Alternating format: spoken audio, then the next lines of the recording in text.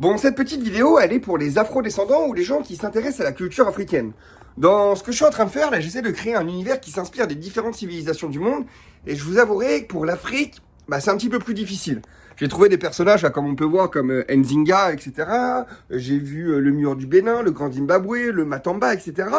Mais je cherche d'autres histoires, d'autres personnages qui ont été importants. Donc, bien sûr, on pourrait parler de Mandela, aussi de Cléopâtre.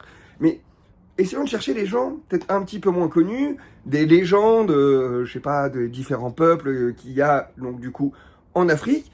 Est-ce que vous en auriez à me raconter, à me suggérer que je puisse découvrir pour voir si on peut les intégrer dans l'histoire qui est derrière moi. Donc ici, pour ceux qui ne savent pas, on crée un univers qui rassemble les différentes civilisations du monde pour voir ce qu'on a en commun, pour qu'on arrête de se taper sur la gueule et qu'on essaye de faire quelque chose d'un petit peu mieux que le monde qu'on nous présente aujourd'hui. Donc cette histoire-là, elle a pour but de nous rassembler, de nous unifier, d'assembler les civilisations. Donc si tu as des histoires sur l'Afrique, etc., n'hésite pas à m'en balancer, parce que je t'avouerai que dans mes recherches, c'est le continent où j'ai le plus de mal, et malheureusement, on sait pourquoi. Donc essayons de faire le chemin inverse, essayez de me raconter. Donc si tu as des trucs à me dire, n'hésite pas à me les mettre en commentaire.